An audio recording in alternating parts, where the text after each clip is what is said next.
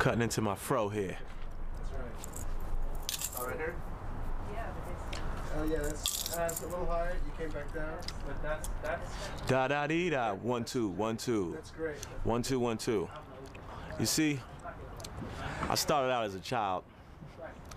That's the unique thing about my past. Just open up a little bit. Work my way to it. What was that, Pete? Open up. Open up a little bit. Down a little lower.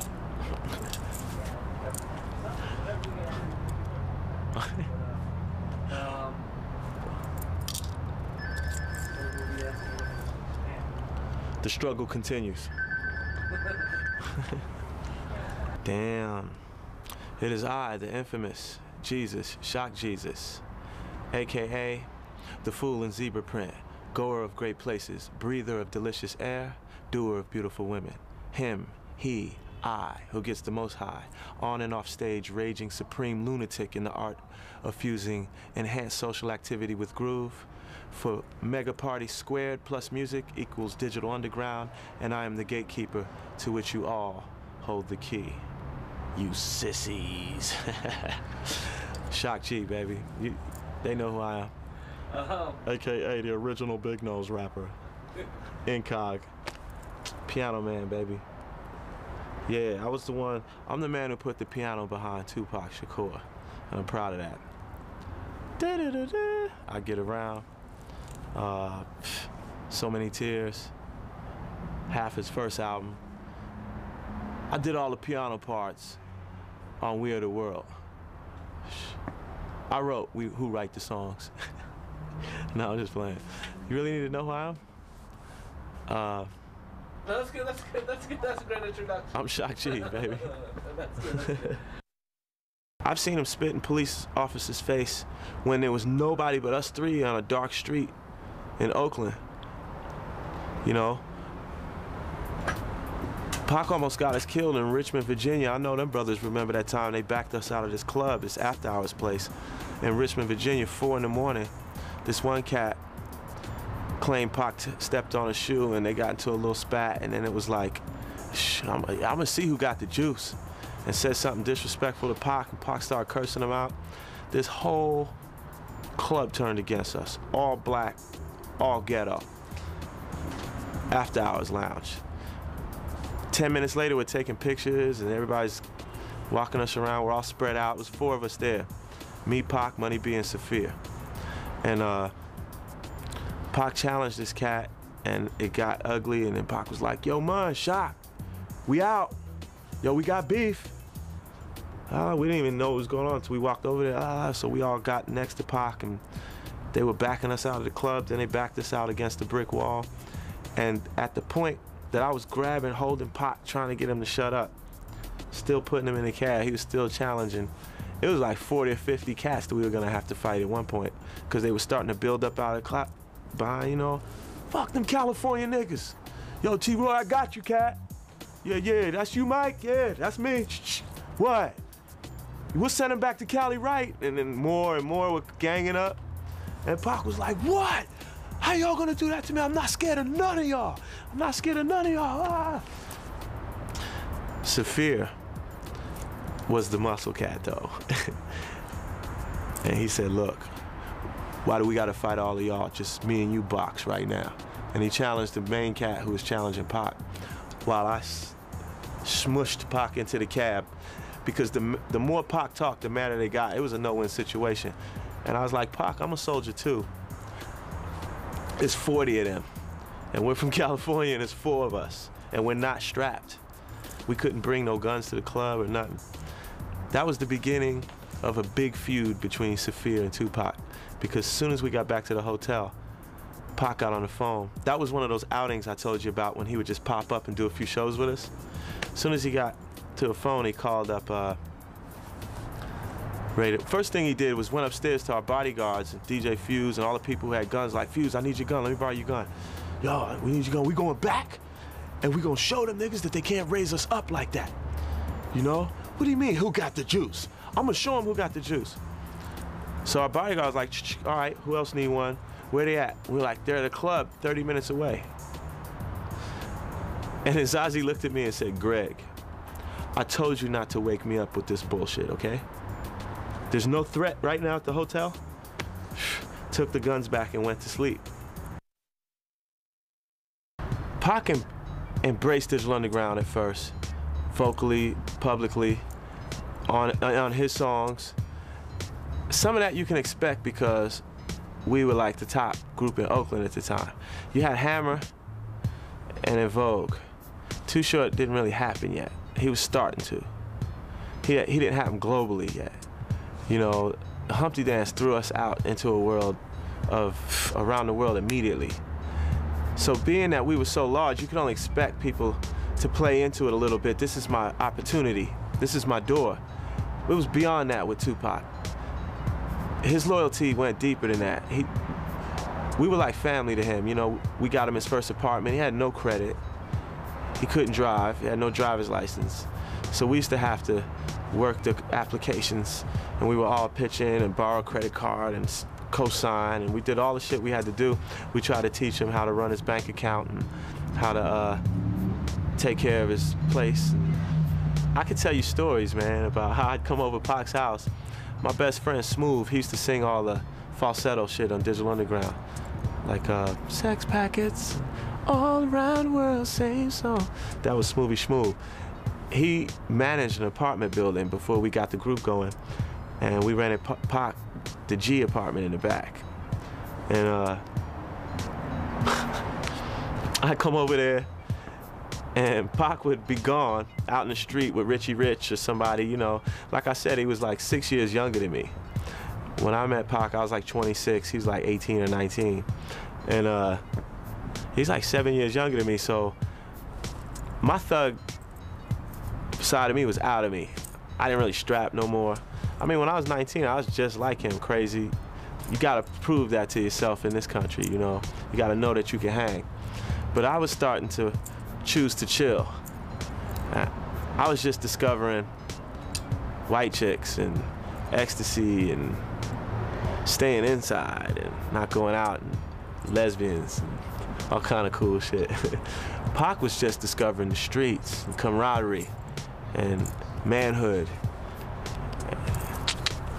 guns, you know, sisters, having them.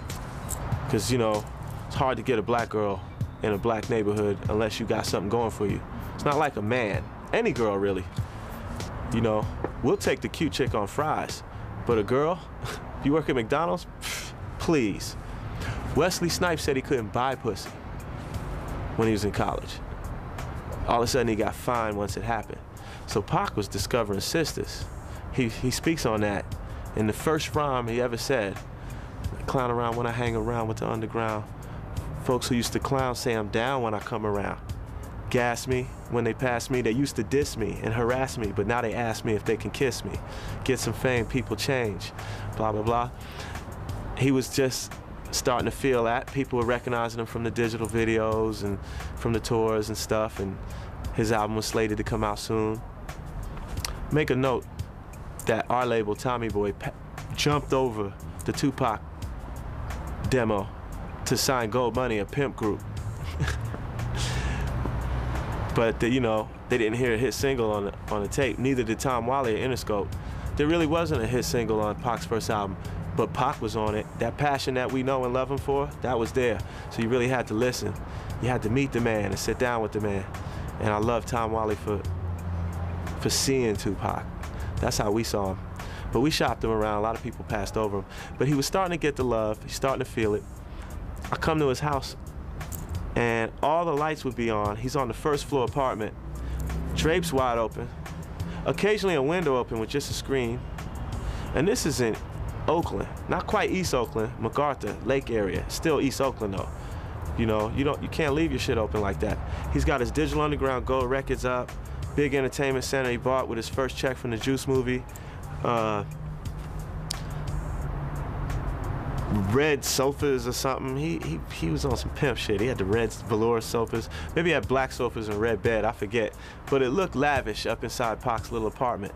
Wasn't much different than this. It was just a regular apartment, like $600 to $800 a month or something like that, you know. But I would climb through the window, shut some lights off, make sure the doors and windows were locked, and climbed out, you know? Then I got tired of that shit. And I was like, Pac, man. Him and Stretch were gone one time. I climbed in and I took all this gold records, all this equipment, and I put it in the bedroom. And I put a note on it. It was me this time. Next time it might not be. And it looked like he got robbed.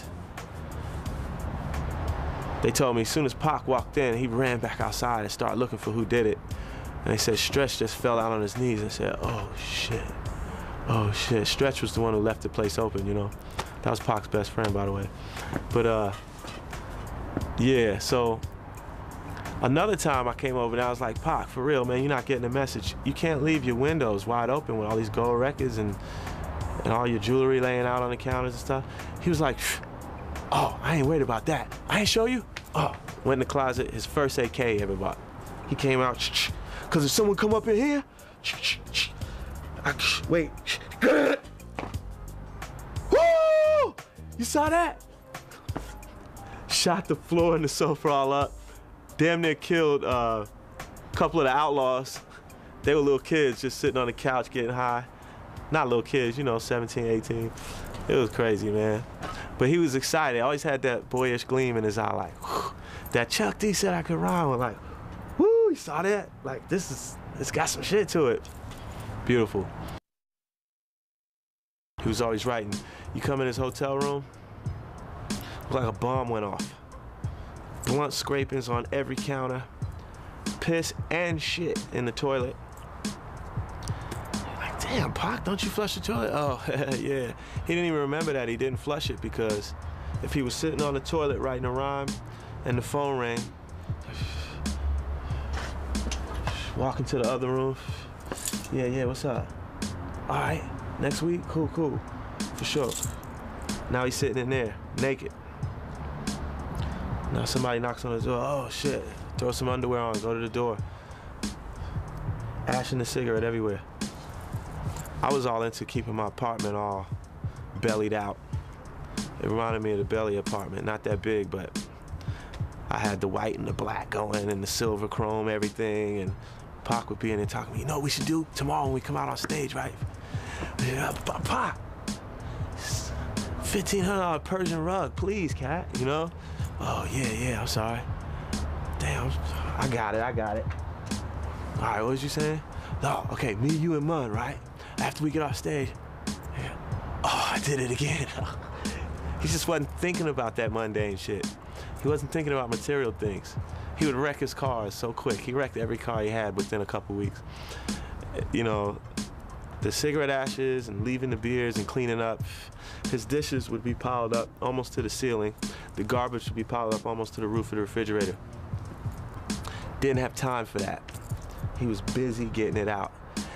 When you brought him a beat tape, I bet you, I don't know this for a fact, but ask Dre and Easy Mo B and other producers, when they play a tape for Pac or send him a CD with beats on it, if you were present, he'd listen to it, but he wouldn't give you an answer until he ran and grabbed his rhyme book. He'd pull his rhyme book out.